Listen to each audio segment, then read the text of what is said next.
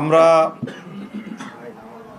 এই যে নির্বাচন গতকাল হয়ে গেল, এখানে ব্যাপক মানুষের উৎসাহ এবং উদ্দীপনা সহ উপস্থিতিতে আমরা স্বাগত জানিয়েছি এবং বাংলাদেশ স্থিতিশীল হবে সেই প্রত্যাশা আমরা ব্যক্ত করছি।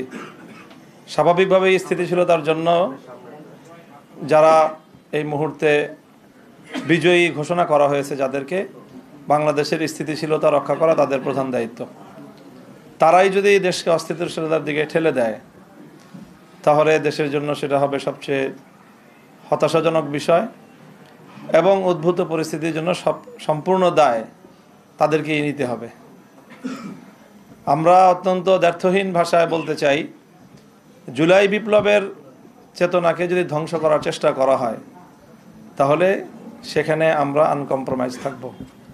আমরা কোনো নমনীয়তা এবং কোনো ধরনের কম্প্রোমাইজ জুলাই বিপ্লবের চেতনার ক্ষেত্রে আমরা করতে পারবো না।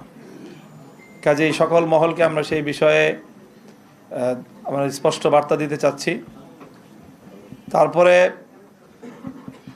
ইলেকশনটার যে বিষয়ে আমরা আমাদের গতকাল থেকে আজকে বলে আসছি আমরা তো আমাদের ইতিবাচকভাবেই আমরা ব্যক্ত করতে চাচ্ছি প্রতিক্রিয়া, কিন্তু পরিষ্কার যে ইলেকশনটা তো একটা সময় পর্যন্ত অথবা ভোট গ্রহণ হওয়া পর্যন্ত মোটামুটি দৃশ্যমান রাখা হয়েছে, কোনো গণ্ডগোল যেন না হয়।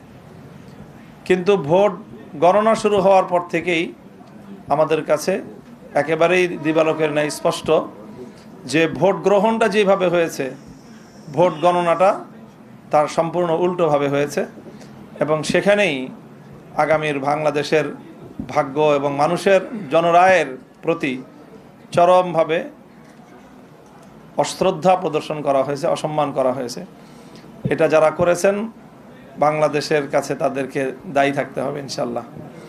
এবং ইতিহাস বারবার ফিরে আসে, বাংলাদেশের মানুষ তাদের এই ব্যালটের অধিকার অবশ্যই তারা উদ্ধার করে ছাড়বে ইনশাল্লাহ, সেই প্রত্যয় আমরা ব্যক্ত করছি।